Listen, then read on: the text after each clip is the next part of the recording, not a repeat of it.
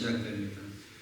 제가 뭐 여러분을 자극하려고 하는 건 아니고요. 우리가 피상적으로 믿는 예수 그리스도의 십자가의 사역, 그분이 하신 일을 우리가 구체적으로 알기를 원해요. 아마 여기 있는 여러분들 중에서는 십자가의 은혜가 직접적으로 와닿고 체험한 사람도 있지만, 그냥 옆 사람이 저렇게 광적으로 믿으니까 나도 그냥 따라가는 분도 혹시 그런 분이 있으면 안 됩니다. 한번 따라합시다. 십자가의 은혜는 나의 은혜가 되어야 됩니다. 우리가 찬양 부르잖아요. 십자가 십자가 내가 바라볼 때에 나의 마음에 뭐가 사라진다고요? 그 사라지는 이유가 뭐예요? 십자가 예수 그리스도를 바라볼 때에 사라지는 거거든요. 사실 그 보통은 사라진다기보다는 그리스도의 십자가의 은혜가 크기 때문에 묻혀지는 거예요. 덮어지는 거예요. 믿습니까? 예. 우리 인생을 살다 보면 고난과 고통이 다 있죠. 그렇죠? 그래서 어떤 이는 인생을 뭐라 그럽니까? 뭐라 그래요? 야곱 같은 경우도 뭐라 그래요? 나의 세월을 험악한 세월을 보냈습니다. 그 말 속에 여러 가지 의미가 있어요. 여기 있는 우리 모두도 각자의 사연과 인연과 내용은 다르지만 각자 험악한 세월을 보내고 이 자리에 다 앉아있는 거 아니에요. 그렇죠? 그런데 따라합시다. 그런데 뒤돌아보면 하나님의 은혜였습니다. 고백하시죠? 예. 자, 우리 누구를 바라봐야 될까요?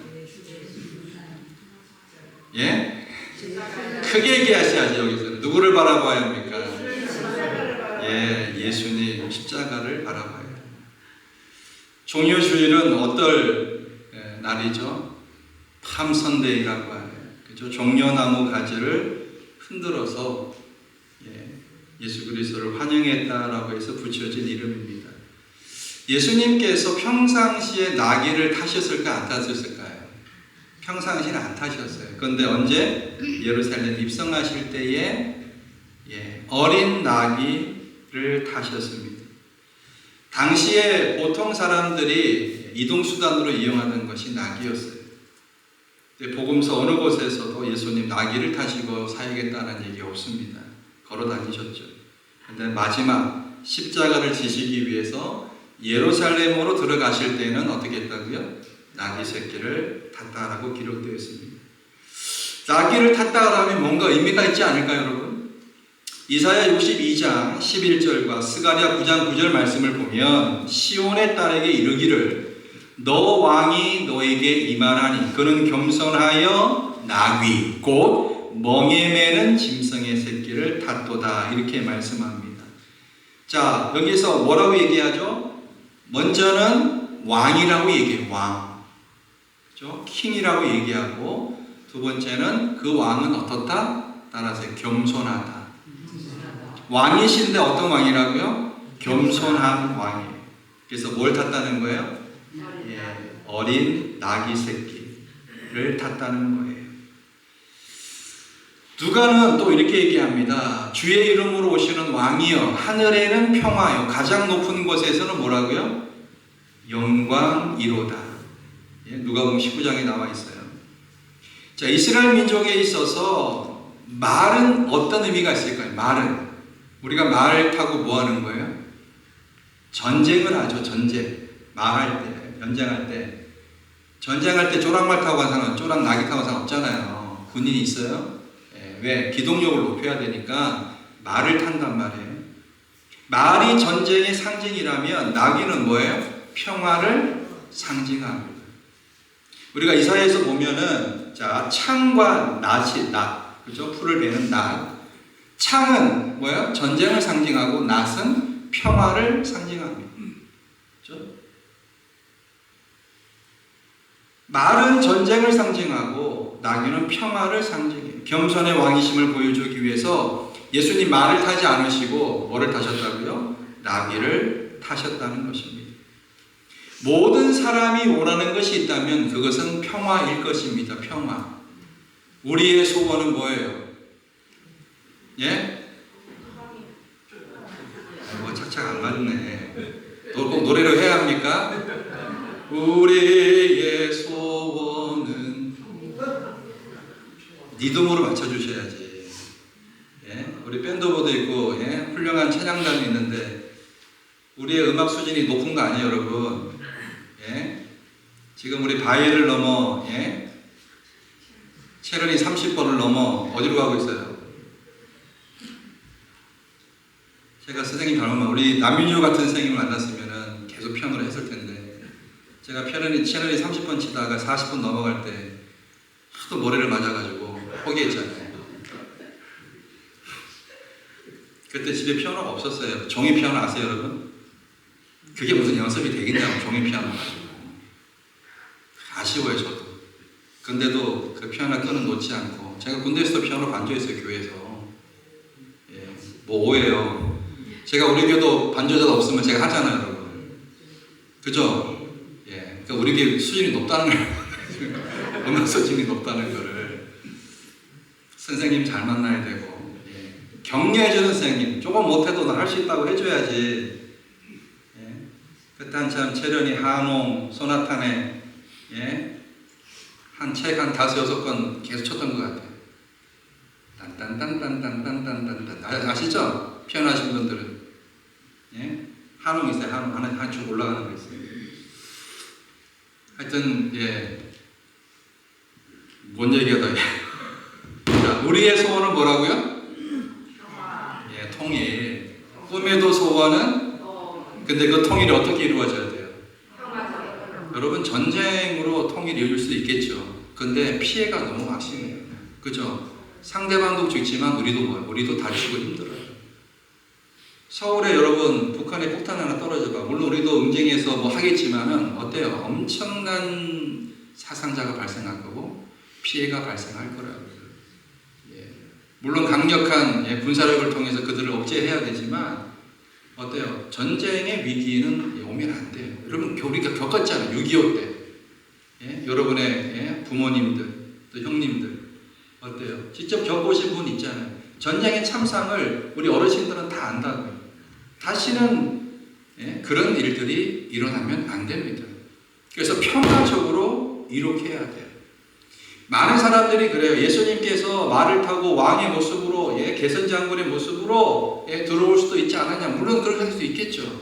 근데 그거는 옳은 방법이 아니에요. 겸손한 평화의 왕으로 오셔야 하는 것입니다. 눈에 보이는 명예, 눈에 보이는 물질, 권력, 그것이 성공이요, 그것을 얻기 위해서 남을 이겨야 된다라고 하는 무한 경쟁의 생각을 갖고 있는 한 이 세상은 절대로 평화를 이룰 수 없어요. 교회도 마찬가지고 가정도 마찬가지입니다. 가정에서 교회에서 내가 돋보이려고, 그죠? 뭐를 내가 이룩하려고, 내가 어떤 위치에 우뚝 서려고 해보세요. 양보하지 않고 헌신하지 않고 봉사하지 않고 어떻게 그런 일들이 가능하겠습니까? 오늘 본문에 보면은 고난받는 종의 노래가 나오는데요. 이사야에 보면은 총 4개의 고난받는 종의 본문이 나옵니다. 52장, 53장, 42장, 49장. 여기에 나오는, 오늘 본문에 나오는 고난받는 종은 따라서 예수 그리스도를 상징합니다. 예. 자, 두 가지 모습에서 그런데, 첫째는, 자, 6절을 보시면 여러분. 자, 6절을 보세요. 6절을 천천히 읽읍시다. 시작. 자, 보세요. 나를 때리는 자에게 어떻게 해요? 때리는 자의 손을 잡고서 오른주먹으로 맞받아 쳤다. 이렇게 나와요? 어떻게 나오죠? 때리는 자들에게 어떻게 해요? 등을 맡겼다. 나의 수염을 뽑는 자들에게 수욕과 침뱉음을 피하려고 내 얼굴을 피하지 않았다 그 말이에요. 다 받았다는 거예요. 온몸으로.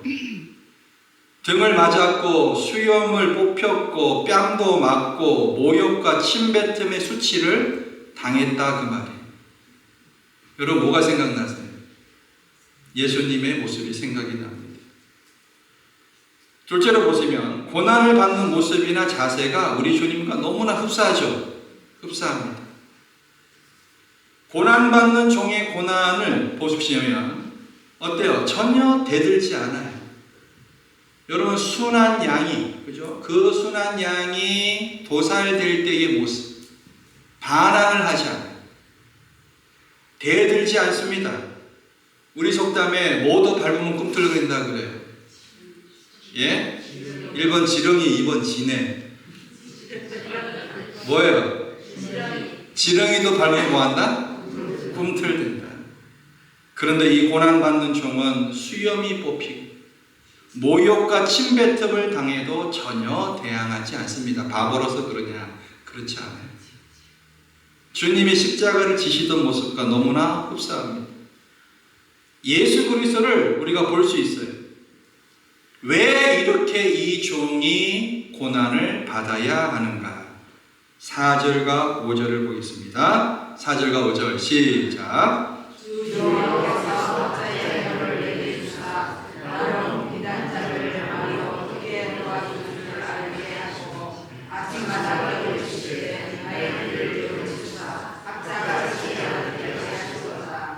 주 여호와께서 나의 귀를 열으셨으므로 내가 거역지도 아니하며 뒤로 물러가지도 아니하며. 자, 뭐냐면 이 종이 한 일은 하나님이 주신 학자의 혀를 가지고 공고한 자를, 어려운 자를 말로 도와주고 깨우치는 일을 하고 있다라고 하는 거예요. 공고한 사람들에게, 인생의 낭패와 실패와 시련 가운데 있는 사람들에게 하나님의 말씀을 가르치고 말씀으로 위로하고 희망의 메시지를 선포하는 것이 얼마나 중요하고 좋은 일입니까? 그런데 그 일을 한 사람이 이런 모욕과 어려움을 당하였다고 하는 것입니다. 왜 여호와로부터 말씀을 듣고 배워서 가난하고 병들고 억눌리고 소외되고 희망을 잃은 사람들에게 말씀을 전하는 이 여호와의 종이 고난과 고통을 당해야 합니까? 주님 말씀하십니다. 너희가 세상에서는 환난을 당하나 뭐하라? 담대하라. 내가 세상을 어떻게 했다고요? 이기었느니라. 이겼다라고 말씀합니다. 세상에서 환난을 당하나, 세상을 살아갈 때 내가 잘못해서 받는 환난도 있지만 세상을 살아갈 때에 내가 무언가 잘못해서 고난을 당하고 어려움을 당하는 것만은 아닙니다. 오히려 주님의 일을 하다 보면, 헌신하다 보면, 봉사하다 보면, 하나님의 그 큰 일을 하다 보면 억울하게 우리가 모욕과 수욕과 수치를 당할 수도 있습니다. 오해를 받을 수도 있습니다. 하나님 말씀을 전하는 사람들, 예언자들, 예수 그리스도 사도들이 이 고난의 종과 마찬가지로 고난을 당했습니다. 신약의 대표적인 인물 바울을 보시면 고린도 교회 성도들로부터 엄청난 오해를 받습니다. 거짓 사도들로부터 공격을 받습니다. 저 바울은 가짜 사도다라고 하는 오해를 듣습니다. 하나님 말씀을 전하고 하나님의 뜻을 따라 살아가는 사람 치고 고난을 당하지 않은 사람은 아마도 한 사람도 없을 것입니다. 여러분들 중에서도 복음 때문에, 헌신과 주의 사랑 때문에 어려움을 당하는 일도 있을 것입니다. 예수님도 아무런 죄가 없으셨지만 고난을 당하셨습니다. 그래서 히브리서 기자는 이렇게 얘기합니다. 하나님이 아들과 같이 너희를 대우하시나니 어찌 아버지가 징계하지는 않는 아들이 있으리요. 징계는 다 받는 것이오늘 너희에게 없으면 사생자요. 하나님의 징계가 없으면, 잘못하는데도 징계가 없으면 사생자래. 사생자. 사생자의 뜻이 뭐예요? 예? 몰라요? 어떤 사람을 사생자라고 그러냐고요. 우리가 사회 통념적으로 얘기할 때에 홍길동이 사생자는 보통 아버지가 없는 거죠. 아버지 없이 태어난. 하나님의 징계가 없으면 사생자래. 하나님 자녀가 아니라는 거예요. 친아들이 아니다. 그래서 제가 얘기하잖아요. 성경에서 가장 큰 하나님의 형벌이 뭔지 아세요? 제가 몇 번을 말씀드려요. 기억나세요 혹시? 하나님 그냥 유기하는 거예요. 유기. 그냥 버려버리는 거예요. 관심이 있을 때 때리는 거예요. 관심이 있을 때 징계가 있는 거라고요. 오늘 본문 말씀처럼, 히브리서 말씀처럼 관심도 없고 아무런 생각이 없으면 그냥 너 하던 대로 너 아무렇게나 하고 살아. 그냥 방관합니다. 그냥 유기해버려요. 유기. 그냥 버려두는 것이 유기입니다. 아시겠어요? 내가 하나님의 자녀라고 생각하는 내가 아무리 잘못하고 엉뚱한 길을 가도 하나님의 징계가 없네? 좋아할 일이 아니에요, 여러분. 어쩌면 하나님 나를 버리신 거라고. 아시겠어요? 내가 낳은 내 자녀가 잘못된 길로 가는 게 눈에 보이는데 가만히 두고 볼 부모가 어디 있냐고요. 있어요? 그럼 그 사람은 친엄마, 친아빠가 아닐지도 몰라요. 그래요, 안 그래요? 너는 네 마음대로 네가 좋아하는 대로 살아라 이렇게 하는 부모가 어디 있냐고요. 머리끄댕이 잡아서라도 바른 길로 하려고 노력하고 철저하게 부딪혀 봐야 될 거 아니에요, 여러분. 그래요, 안 그래요? 우리가 하나님의 아들이 되었으면 우리도 고난을 받고 징계를 받게 되어 있습니다. 예수 그리스도를 따라가는 것은 편안한 넓은 길이 아니에요. 좁은 길입니다. 염려하지 마세요. 우리의 결과는 우리는 알 수 있습니다. 세상에서 환난을 당하는 것을 이상한 일같이 여기지 마시기 바랍니다. 이상한 일이 아니라 성경은 따라합시다. 당연한 일이다. 당연한 일이에요. 이 한 가지 고난을 받는 이 종은 이런 고난 속에서도 전혀 반항하고 저항하지 않고 그 고난을 그대로 받아들이고 있다라고 하는 사실입니다. 자, 우리 종에는 여러 가지 일들로 고통을 당하고 그리고 아픔을 당하고 현실에 어려움을 겪는 많은 사람들이 있습니다. 가족의 아픔, 경제적인 어려움, 자녀의 속썩임, 그죠? 부모와의 갈등, 형제와의 갈등 등등. 예수님과 함께 십자가에 달렸던 한평강도 생각나시죠? 너무 힘들고 화가 나서 막 소리를 칩니다. 네가 그리스도가 아니냐? 너도 구원하고 나도 구원하라. 너무 힘들어 죽겠다. 이것은 고난을 그대로 받아들이기가 얼마나 어렵고 힘든가를 잘 보여주는 예입니다. 힘드니까 소리칠 수 있고요. 반항할 수 있고요. 욕하고 대들 수 있습니다. 그럼에도 오늘 본문에 나오는 고난의 종은 즉 예수 그리스도는 소리치고 반항하는 대신에 비폭력적이고 무저항적인 태도를 보이고 있습니다. 아무런 반항 없이 도살장에 끌려가는 어린 양처럼 그렇게 십자가를 지시고 있다라고 하는 거예요. 성경은 이런 종의 모습을 통해서 하나님의 뜻이 이루어진다고 그 의미를 가르쳐주고 있습니다. 평화의 왕은 반항과 폭력과 그런 것들이 아니라 온전한 하나님의 뜻이 순종을 통하여 이루어진다라고 얘기합니다. 우리가 읽지는 않았지만 이사야 53편 5절을 여러분 한 장 넘겨보세요. 띄워두셔도 되고요. 이사야 53장 5절 다 같이 읽겠습니다. 시작.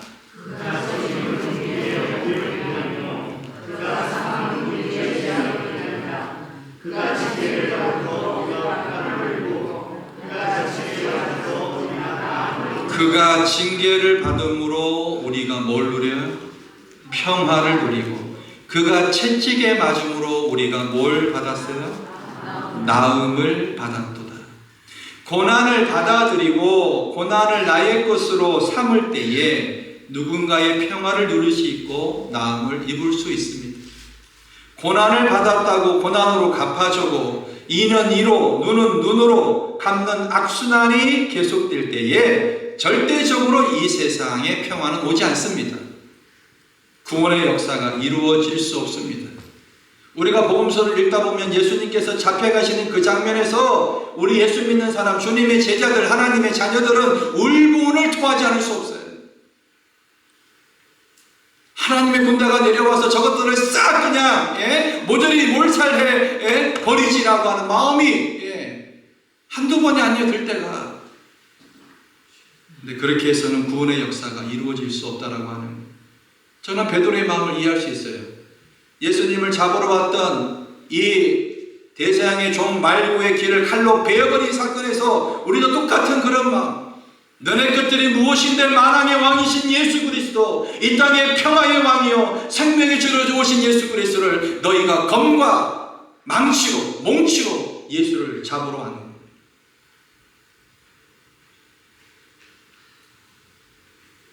평화적인 방법이 아니면 예수 그리스도의 구원 역사는 이루어질 수 없기에 이런 악순환을 끊었던 분이 바로 하나님의 아들 십자가에 못 박혀 돌아가신 예수 그리스도인 줄 믿습니다.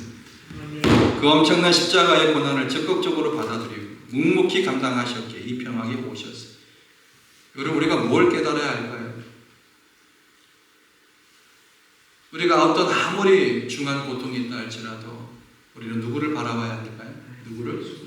예수님을 바라봐야 합니다. 지금도 평화가 이루어지는 곳에는 반드시 십자가를 지고 묵묵히 주님의 길을 걸어가는 누군가 있습니다. 여러분, 대만에 가면 대부분의 지역이 다 불교권이에요. 근데 유독 한 지역은 기독교인들이 80% 이상 되는 곳이 있답니다. 가이드가 그 이유를 이렇게 설명해 주고 있어요.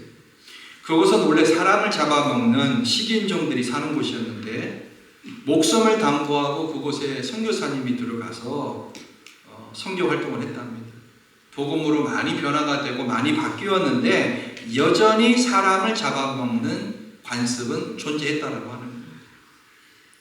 그래서 이 추장이 하루 이틀 계속 미루더니 한 사람만 더 잡아먹고 그만두겠습니다. 이렇게 얘기하는 거예요. 그러니까 형 교사는 그래요, 좋습니다. 이번 한 번만 그렇게 하시고 절대 그렇게 하면 안 됩니다.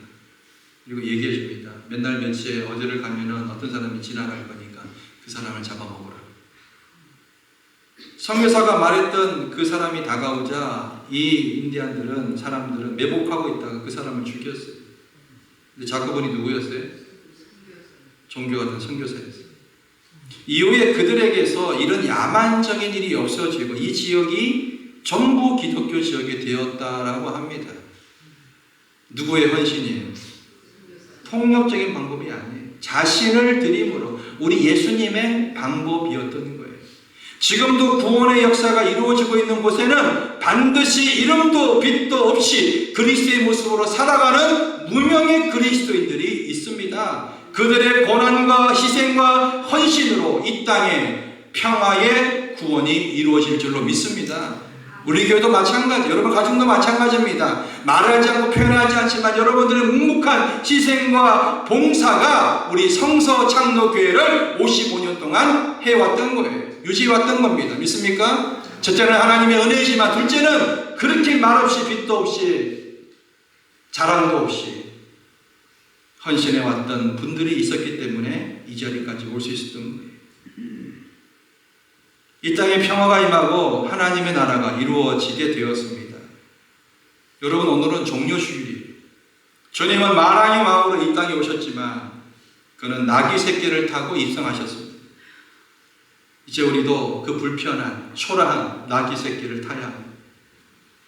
조금 귀찮고 힘들어도 그 길을 가신 주님의 길을 묵묵하게 걸어가야 합니다.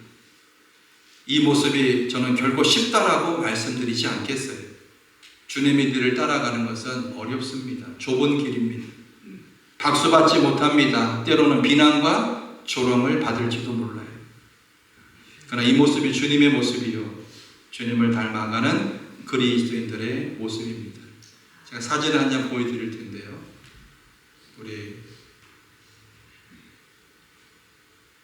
자, 뒤에 불을 좀 꺼주세요. 잘 안 보이죠? 예.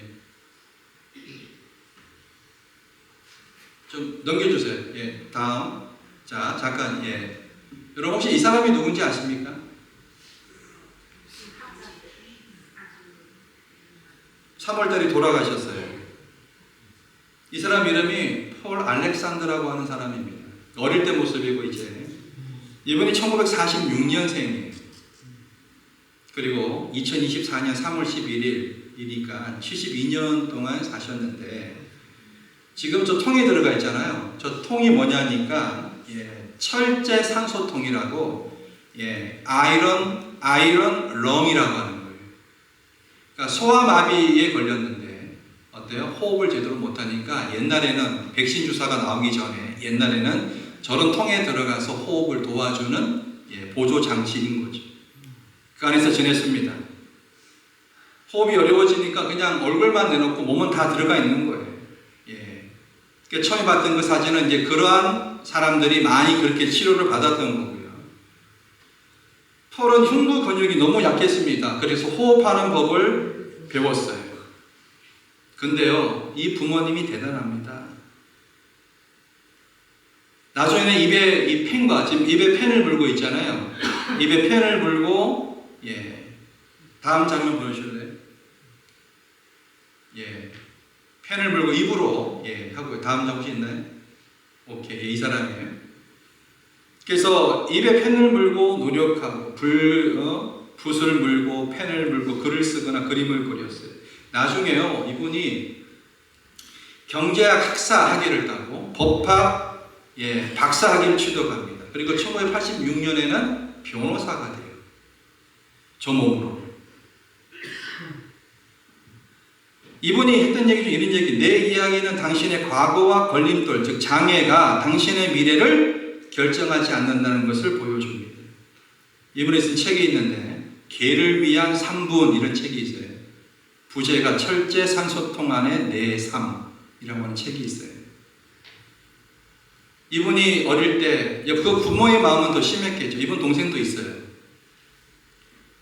그 어릴 때에 부모님이 이 사람한테, 야, 3분 동안 네가 밖에서 스스로 호흡하면 네가 좋아하는 강아지 사줄게. 이렇게 해서 연습을 해서 차로 최대 4시간에서 6시간을 동안 조금씩 늘려가는 거예요. 훈련을 통해서. 아까 그 책을 쓰는데 8년이나 걸립니다. 그는 굉장히 긍정적인 사람이에요. 긍정적인 사람. 저는 이 사람도 대단하지만 이 사람을 있게 한 그의 부모가 저는 대단하고 생각합니다. 다른 사람은 다 포기해도 그렇지 않겠어요? 얘만 이 사람만 있는 게 아니잖아요. 다른 형제도 있는데 이 사람에게 이삭을 모두 걸 수는 없지만 그 부모님은 그렇게 하지 않았어요. 다른 사람 다 포기해도 부모님은 이 사람을 포기하지 않았어요. 믿음과 긍정의 마음을 가지고 끝까지 포기하지 않았습니다. 제가 왜 이분을 얘기하는지 아세요? 하나님도 똑같은 마음이에요. 하나님도 우리를 포기하지 않습니다. 아들 예수 그리스도를 죽기까지 우리를 사랑하셨어요.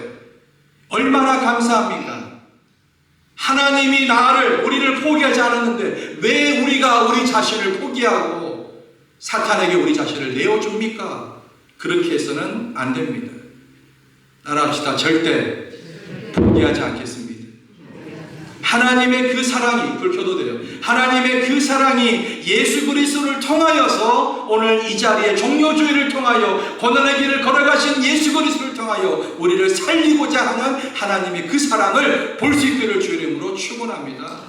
그 사랑은 어느 누구도 어떤 것도 비교하고 표현할 수가 없는 거예요. 우리 찬양하면서 하나님을 기도하기를 원합니다. 다른 사람 다 포기해도 부모님은 나를 포기하지 않듯이 하나님은 나를 포기하지 않고 그 사랑은 말로 그 어떤 것으로도 표현할 수 없습니다.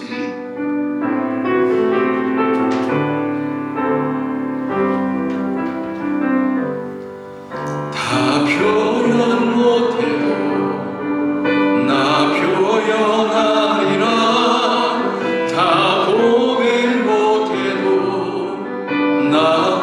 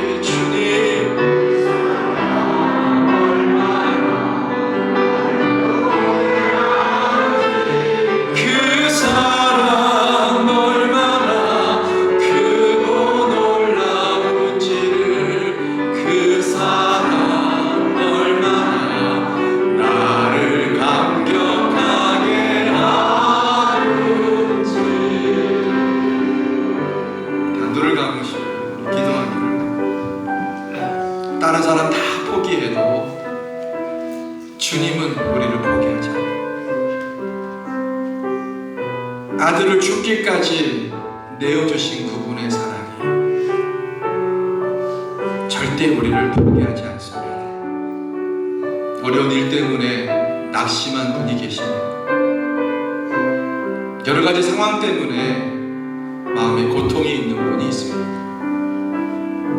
우리 주 예수 그리스도의 은혜가 우리와 함께합니다.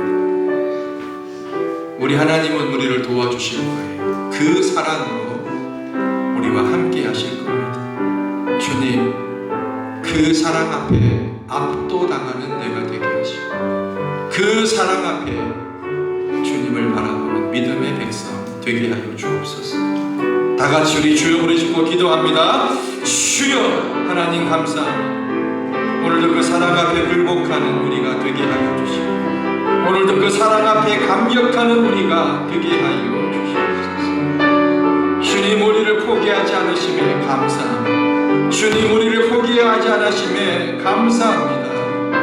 얼마나 감사한지 예수 그리스도를 통하여 우리를 이 땅에 생명의 백성으로 삼아주시고 오늘 예수 그리스도가 하나님 만왕의 왕으로 평화의 왕이로 나귀 새끼를 타고 예루살렘에 들어가시지만 우리 주님에게 당하는 그 고통과 고난을 통하여 주님의 십자가의 지심을 통하여 우리가 나음을 입었음을 우리가 깨끗게 됨을 믿음으로 고백합니다. 하나님 감사합니다. 주님 고맙습니다. 주만을 바라보게 하여 주옵소서. 감사를 드리오며 예수님의 이름으로 기도합니다.